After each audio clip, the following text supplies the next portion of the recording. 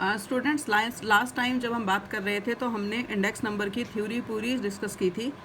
Theory के बाद आपका जो मेन काम रहता है वो आपका रहता है construction of index number. Index number आपके सामने कई तरीके के हो सकते हैं, प्राइस इंडेक्स भी हो सकते हैं, क्वांटिटी इंडेक्स भी हो सकते हैं, कॉस्ट ऑफ लिविंग इंडेक्स भी हो सकते हैं। तो अलग अलग तरीके के इंडेक्स नंबर आपके सामने होते हैं। प्राइस इंडेक्स और क्वांटिटी इंडेक्स के जो फार्मूलाज हैं वो तकरीबन मिलते जुलते फार्मूला है और कॉस्ट ऑफ लिविंग इंडेक्स पर हम उसके बाद आते हैं। तो अब आप मेन ये देखिए कि इंडेक्स नंबर बनाए कैसे जाते हैं। हमारा जो मेन फोकस है वो हमारा मेथड्स पर रहेगा। आपके सामने जो फॉर्मूला है वो हैं आपके methods of constructing index number, जिसमें आपके अनवेटेड और सिंपल इंडेक्स नंबर, ये वाले इंडेक्स नंबर आपके सामने बहुत सिंपल रहते हैं। क्वेश्चन आने का चांस इसमें से यहाँ पर रहता है जहाँ हम बात करते हैं simple average of price relative method. इससे क्वेश्चन आने का चांस बहुत कम है, क्वेश्चन वहाँ से नहीं आता क्योंकि बहुत छोटा है। तो आपके सामने दो तरीके के मेथड रहते हैं, अनवेटेड और सिंपल इंडेक्स नंबर, और इधर से वेटेड इंडेक्स नंबर। सबसे इम्पॉर्टेंट चीज़ है आपकी ये, जहाँ पर हम बात करते हैं वेटेड इंडेक्स नंबर की। तो अनवेटेड और सिंपल और वेटेड का क्या मतलब है, पहले तो आप ये देखिए। जब हम अनवेटेड और सिंपल इंडेक्स की बात करते हैं, इसका मतलब ये है कि यहाँ पर कमोडिटीज़ को किसी तरह के कोई वेट असाइन नहीं किए हुए, माने कि जो भी कमोडिटीज़ हम कंज्यूम कर रहे हैं सभी हमारे लिए इक्वली इम्पॉर्टेंट हैं, जबकि एक्चुअल में ऐसा नहीं होता। आपको भी पता है कि कुछ चीज़ें हमारे लिए ज़्यादा इम्पॉर्टेंट होती हैं, कुछ चीज़ें हमारे लिए कम इम्पॉर्टेंट होती हैं। तो जिन चीज़ों की इम्पोर्टेंस ज़्यादा होती है, उनका वेट ज़्यादा होता है, उन पर हम ज़्यादा पैसा खर्च करते हैं। जो चीज़ें हमारे उतने इम्पोर्टेंस की नहीं होती, उन पर हम कम पैसे खर्च करते हैं, उनके वेट्स कम होते हैं। तो आप ये देखिए कि जहाँ सिंपल इंडेक्स नंबर्स की बात की जाती है, यानी वहाँ पर किसी तरह के कोई वेट्स नहीं दिए होंगे। उसके अलावा जब वेटेड इंडेक्स नंबर की बात की जाती है तो वेटेड इंडेक्स नंबर का मतलब है कि यहाँ पर कमोडिटीज़ को वेट्स दिए जाते हैं। वेट्स का मतलब ये है कि जो आपकी कमोडिटीज़ हैं, वेट्स के मामले में देखिए अलग अलग स्टैटिशियन का जो पॉइंट ऑफ व्यू है अलग अलग है। कुछ स्टैटिशियंस ये मानते हैं कि जो वेट्स हैं वो आपका रहेगा क्वांटिटी इन बेस पीरियड, कुछ कहते हैं आपका quantity and price in base period. वो सबका अलग अलग तरीका है। तो इसी अलग अलग वेट्स असाइन करने की वजह से अलग अलग स्टैटिशियंस ने अलग अलग फार्मूलाज दिए हैं, वो आप सारा का सारा यहाँ वेटेड इंडेक्स नंबर में पढ़ेंगे। लेकिन सबसे पहले आप ये देखिए सिंपल इंडेक्स नंबर, जिसमें आपका सिंपल एग्रीगेटिव मेथड और इधर आपका simple average of price relative method. ये मेथड बहुत सिंपल है, इसमें कुछ भी नहीं है। इसमें आपको दो टाइम पीरियड के प्राइसेस दिए होंगे। जो आपका पहले का टाइम पीरियड होता है, फॉर एग्जांपल मान लीजिए आपके सामने है 1981 के प्राइसेस और 1990 के प्राइसेस। तो 1981 जो है वो ऑब्वियसली उसमें आपका बेस ईयर होगा, क्योंकि आपको थ्योरी में भी मैंने बताया था कि आपके पास एक बेस ईयर होगा जिसके कंपैरिजन पर, जिसके आधार पर हम आगे के प्राइसेस को कंपेयर करते हैं या प्राइस चेंजेस को कंपेयर करते हैं। तो जो सिंपल एग्रीगेटिव मेथड है, आप ये देखें यहाँ पर इस क्वेश्चन में, जैसे आपका ये एक क्वेश्चन है जिसमें आपको दिए हुए हैं प्राइसेस इन 1981, यहाँ पर दिए हुए हैं प्राइस इन 1990।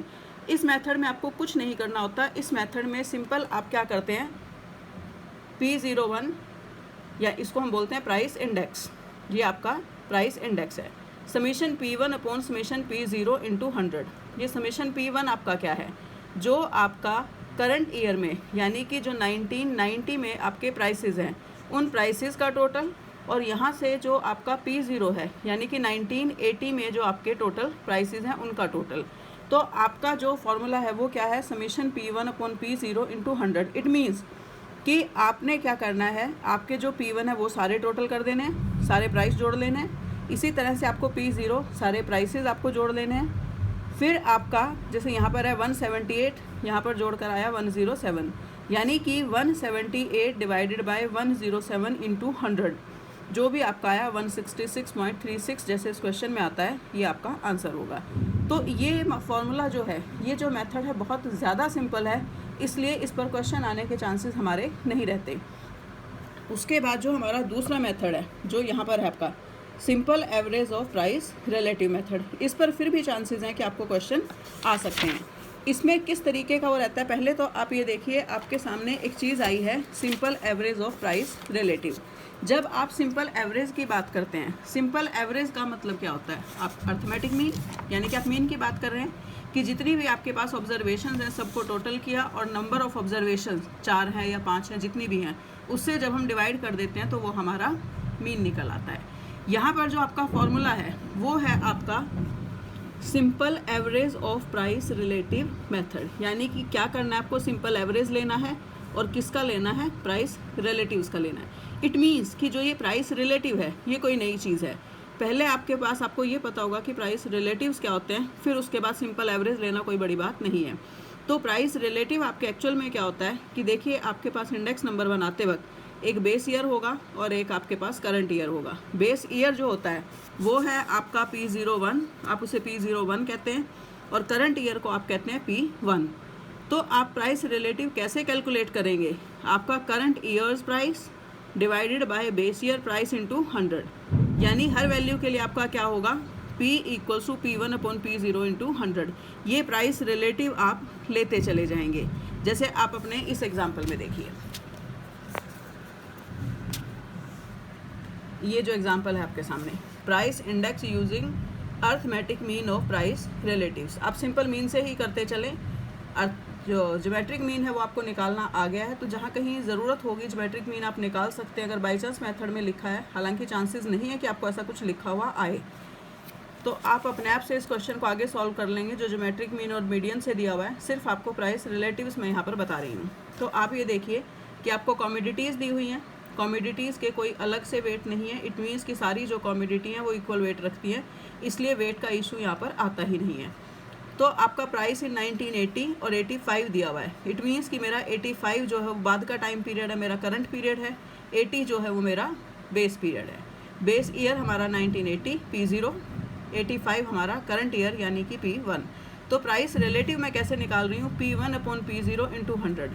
अगर मैं एक कॉमोडिटी के लिए बात करूँ तो मेरा जो P1 है वो क्या है 70, P0 क्या है 50, तो 70 by 50 into 100, 60 by 40 into 100, 90 upon 80 into 100, 120 divided by 110 into 100, 20 by 20 into 100, 100। तो ये आपका जो एक कॉलम आ गया P जिसको आप बोल रहे हैं, ये P आपके क्या हैं, ये प्राइस रिलेटिव्स हैं। और आपको करना क्या है, simple average of price relatives, यानी ये जो कॉलम आया बेसिकली ये आपकी एक इंडिविजुअल सीरीज़ आ गई। तो ये जो आया है आपका, इसका आपको अर्थमेटिक मीन लेना है। और अर्थमेटिक मीन आप कैसे लेते हैं, आप सारी ऑब्जर्वेशंस को टोटल कर देते हैं, जो भी उनका टोटल आता है। जैसे यहाँ पर आपका आया है 611.6, तो 611.6 जो आया है, और ऑब्जर्वेशंस आपके पास कितनी है, 5 कॉमोडिटीज़ हैं, तो n कितना है आपका 5। तो आप 611.6 डिवाइडेड बाय 5 करते हैं, यानी कि आपने क्या किया, प्राइस रिलेटिव्स का अर्थमेटिक मीन ले लिया। तो प्राइस रिलेटिव का जो अर्थमेटिक मीन है वो है आपका 122.32। ये आपका इंडेक्स नंबर आ गया। 122.32 जो है वो आपका इंडेक्स नंबर है। तो इसमें एक तो इस तरीके का बिल्कुल सिंपल क्वेश्चन आपके सामने हो सकता है। इस तरीके के सिंपल क्वेश्चन आने का भी चांस कम है, क्योंकि जितना मार्क्स का क्वेश्चन हमें आता है उतने मार्क्स का ये क्वेश्चन नहीं बनता। इसमें जो क्वेश्चन आने का चांस है वो आपका एक क्वेश्चन है, ये देखिए एग्जाम्पल 3। आप एग्जाम्पल 3 करेंगे और इधर से एग्जाम्पल 4 करेंगे। एग्जाम्पल 3 और 4 में देखिए उन्होंने क्या किया हुआ है, यहाँ पर जो आपके प्राइसेस पर क्विंटल दिए हुए हैं, यानी कि जो यूनिट्स हैं वो आपको क्विंटल के हिसाब से दी हुई है। तो आपको प्राइस दिया हुआ है 95, 96, 97, और आपसे क्या कहा गया है कि find index number of for the 3 years taking average price as base by using price relative method. आपके सामने 3 साल हैं, 3 साल में कौन सा आप बेस लेंगे, कौन सा आप करंट पीरियड लेंगे, किस तरीके से लेंगे, वो सब कुछ उसने आपको जो क्वेश्चन बोला उसमें क्लियर किया है। Find index number for the 3 years taking average price as base by using price relative method. That means कि आपको बेस क्या लेना है, आपको एवरेज प्राइस बेस लेना है। तो एवरेज प्राइस को बेस लेने की जब बात आती है तो आप ये देखिए कि ये आपका ए, ये बी, ये सी, ए कॉमोडिटी है। ए कॉमोडिटी का जो बेस है वो क्या, एवरेज जो है वो क्या बनेगा, 3 + 5 + 7 डिवाइडेड बाय 3, यानी कि आपके सामने क्या आ गया 5। बी कॉमोडिटी के लिए 5, इसी तरह से टोटल करके डिवाइडेड बाय 3, ऐसे ही सी के लिए। फिर अभी आपका इस तरीके से आपने लिखा हुआ था, जब आप यहाँ लिखते हैं तो आपका कॉलम चेंज हो जाता है। जो कॉमोडिटीज़ मेरी ऐसे चल रही थी वो कॉमोडिटीज़ अब मेरी ऐसे लिखी गई हैं। ईयर मेरे इधर आ गए, कॉमोडिटीज़ मेरी इधर आ गई। एवरेज प्राइसेस क्या है आपके? ए कॉमोडिटी का एवरेज प्राइस है 5, यहाँ पर है आपका। बी कॉमोडिटी का 5, ये रहा। सी कॉमोडिटी का 7 और आपका ये रहा। फिर अब आपके P0 क्या हो गए? इसने क्या किया बेटा कि ए को P0 लिया है। बेशक आप यहाँ P1, P2, P3 ले सकते हैं अगर आपको कन्फ्यूज़न होता है तो P0 से आपको कंफ्यूज नहीं करना है, आप इसको P1, P2, P3 कर सकते हैं।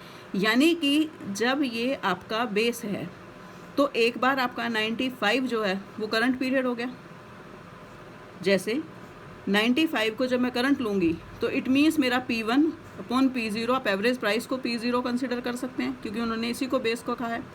तो आपका क्या है 3/5 इंटू 100, 5/5 इंटू 100, 8/7 इंटू 100। फिर 96, अब मेरा करंट पीरियड कौन सा है? 96, और P0 मेरा क्या है? यही मेरे average prices. It means 5/5 into 100, 4/5 into 100, 6/7 into 100। अब मेरा प्राइस जो करंट प्राइस है वो क्या है? 97। अब 97 मैंने करंट लिया है और बेस मेरा क्या है, क्योंकि मुझे यही लेना है। तो 7/5 इंटू 100, 6/5 इंटू 100, 7/7 इंटू 100। आपने तीनों सालों के प्राइस रिलेटिव्स निकाल लिए। फिर प्राइस रिलेटिव निकालने के बाद आपने क्या किया? टोटल ऑफ प्राइस रिलेटिव्स, यानी कि एक आपका 96 का, एक आपका 97 का। इस बेस के आधार पर आप 3 साल के प्राइस इंडेक्स बना रहे हैं। तो प्राइस इंडेक्स आपके कैसे बन रहे हैं? ये आपने सारे प्राइस रिलेटिव्स को टोटल कर लिया, यहाँ 3 हो गए, और डिवाइडेड बाय 3, क्योंकि आपको एवरेज लेना है। तो एक एवरेज आपका 95 के लिए आएगा, एक एवरेज आपका 96 के लिए आएगा, एक एवरेज आपका 97 के लिए आएगा। तो जो ये एवरेज ऑफ प्राइस रिलेटिव्स आएंगे ये क्या होंगे आपके? ये आपके प्राइस इंडेक्स होंगे। यानी कि जो पिछला मेथड मैं डिस्कस कर रही थी, पिछला क्वेश्चन आपके साथ मैं डिस्कस कर रही थी, इसी वाले मेथड से वहाँ पर आपको सिर्फ एक इंडेक्स नंबर निकालना था, क्योंकि आपके पास एक बेस ईयर था, एक करंट पीरियड था। यहाँ पर आपके पास बेस है और 3 करंट पीरियड्स हैं। इट मीन्स आपने एक ही क्वेश्चन में क्या किया? आपने 3 इंडेक्स नंबर कैलकुलेट किया। क्लियर? तो इस तरीके का क्वेश्चन आपको आ सकता है। एक एग्जाम्पल है, टिपिकल एग्जाम्पल 4, ये देखिए। इसमें आपकी अलग अलग यूनिट्स दी, आप इसको पढ़ेंगे तो ये आपको बड़े आराम से समझ में आ जाएगा। ये एग्जाम्पल 4 है। पहले आपको यहाँ पर जो आपके प्राइसेस दिए हुए हैं, क्योंकि यहाँ दिया हुआ है रेट पर रुपी, तो इसमें आपको क्या करना है, क्योंकि प्राइसेस जो हैं पर रुपी के हिसाब से दिया हुआ है, तो आपको सबसे पहले यूनिट सेम करनी है, कॉमन स्केल पर उनको लेकर आना है। तो इसलिए आप यहाँ से उनका स्केल कॉमन करेंगे, ये आप प्रैक्टिस करेंगे। इसी के बेस पर एक्सरसाइज में आपका एक क्वेश्चन है, 4th क्वेश्चन, ये आप करेंगे। कोई भी कन्फ्यूज़न होता है आप दिवजोत से डिस्कस करेंगे, क्योंकि उसको मैंने क्लियर कर दिया है। उसने मेरे पास क्वेश्चन भेजा था, मैंने समझा दिया बेटा, तो दिवजोत आपको क्लियर कर देगी। उसके बाद जो इम्पोर्टेंट चीज़ है वो है आपका, जहाँ से आपको क्वेश्चन आने के सबसे ज़्यादा चांसेस रहते हैं, ये है आपका weighted index number. Weighted index number में क्या है कि हमें वेट्स दिए होंगे, यानी कि हमें क्वांटिटीज़ दी हुई होंगी। ये थ्योरी जो थोड़ी सी आपकी दी हुई है, इस थ्योरी को जब आप पढ़ेंगे तो आपको समझ में आ जाएगा।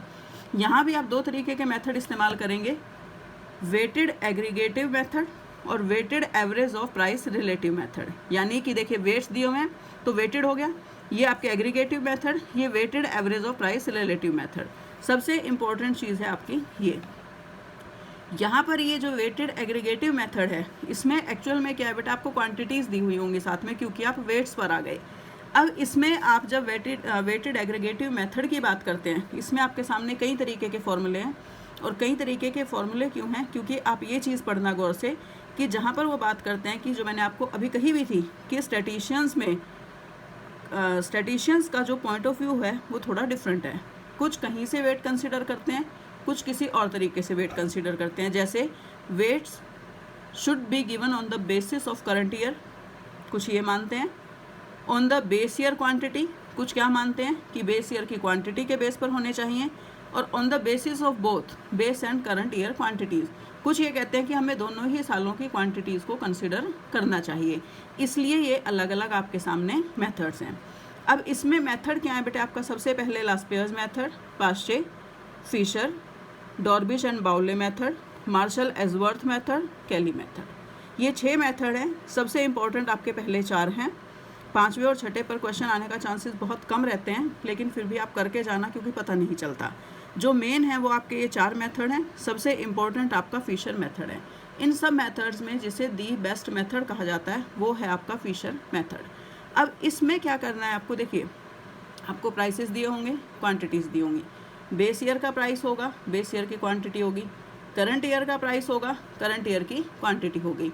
तो इन लोगों ने क्या किया है, ये जो स्टैटिशियंस हैं इन्होंने क्या किया है कि अलग अलग तरीके से वेट्स और प्राइसेस को कंसिडर किया है। जब आप इनको अलग अलग याद रखने की कोशिश करते हैं तो बेटा ये याद रखने बहुत मुश्किल हो जाते हैं। इसलिए आप क्या करेंगे, आप एक काम करेंगे, एल में लिख रही हूँ लास्ट पेयर के लिए। जब हम लास्ट पेयर की बात करते हैं तो जो आपका लास्ट पेयर्स मेथड रहेगा उसके लिए आप एक नंबर याद रखना 1000। जब हम पाश्चे की बात करेंगे, सेकंड मेथड की मैं बात कर रही हूँ, बात करना 1101। फिशर जो है आपका वो है आपका L into P, L into P Laspeyres आ गया हमारा। नहीं, फिशर हमारा है L into P into 100, sorry, clear. यानी कि जो आपका लास्ट पेयर के हिसाब से फॉर्मूला रहेगा वो आपका क्या रहेगा, L इंटू पी इंटू 100। ये सब अभी मैं आपको डिटेल में समझाती हूँ। उसके बाद हम बात करते हैं चौथे मेथड की, डी एंड बी, डॉर्बिश एंड बाउले। ये है आपका L प्लस पी बाय 2। पहले आप ये 4 समझिए और 5वां और 6ठा आप अपने आप से इसके बेस पर देख के अपने आप से करेंगे, मार्शल एजवर्थ और कैली मेथड। क्योंकि ये 4 समझने के बाद उसको समझना या याद रखना ज़्यादा मुश्किल नहीं रह जाता। आपको मैंने बताया कि आपको क्वांटिटीज़ दी होंगी और आपको प्राइसेस दिए होंगे। तो अब आप पहले लास्ट पेयर मेथड पर देखिए। अभी मैं आपको कोई क्वेश्चन दिखाती हूँ बेटे। जैसे आपके सामने ये क्वेश्चन है, उन्होंने कहा construct price index from the following data by using Laspeyres, Paasche, Fisher, Dorbish, Bowley, Marshall Edgeworth, सबके मेथड से उन्होंने मांगा है। 95 में आपको प्राइसेस दिया हुआ, क्वांटिटी दी हुई है। 96 में आपको प्राइस दिया हुआ, क्वांटिटी दी हुई है। इसका मतलब तुम्हारे पास क्या है, P0 है, Q0 है, P1 है, Q1 है। तो आपने यहाँ तक तो कर लिया, P0, Q0, P1, Q1। अब इसके आगे मुझे ये जो कॉलम्स बनाने हैं, मुझे क्या क्या रिक्वायरमेंट है, मुझे क्या क्या चाहिए, वो कैसे निकलेगा आपका, प्राइस और क्वांटिटी दोनों कंसिडर होंगी। मैंने आपसे कहा कि आप एक नंबर याद रखें। जब हम लास्ट पेयर की बात करते हैं, लास्ट पेयर हमारा क्या रहेगा, आप कुछ मत लिखिए P और Q के साथ। ये आपका एक इंडेक्स नंबर है। जब आप कैलकुलेट करेंगे, एस्टिमेट करेंगे, ये आपका एक इंडेक्स नंबर है। जब मैं लास्ट पेयर की बात करती हूँ, पी क्यू आपका चलेगा क्योंकि प्राइस और क्वांटिटीज़ हैं।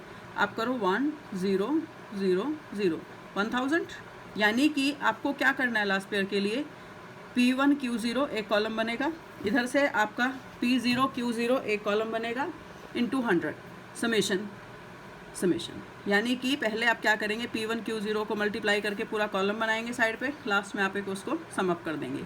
यहाँ भी आप उसको समअप करेंगे और दोनों को डिवाइड कर देंगे।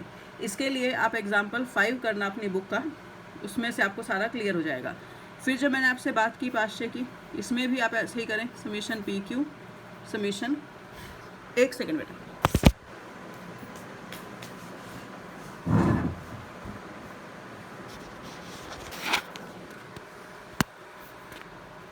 समेशन PQ 1101 इंटू 100, ये आपका 1101। जब आप फिशर की बात करेंगे तो उन्होंने क्या कहा, फिशर आपका क्या है, root L into P into 100। यानी कि मैं क्या लेकर जाऊंगी, रूट के अंदर मेरा क्या जाएगा, PQ इंटू PQ इंटू 100। ये मेरा लास्ट पेयर। यहाँ मैं बनाऊंगी पाश्चे 1001। ये आपका क्या रहेगा, ये आपका रहेगा फिशर का मेथड। इसके बाद जब हम बात करते हैं डॉर्बिश एंड बाउले की, डॉर्बिश बाउले ने क्या कहा, L प्लस पी बाय 2, यानी कि फिर आपका क्या आ जाता है, समेशन PQ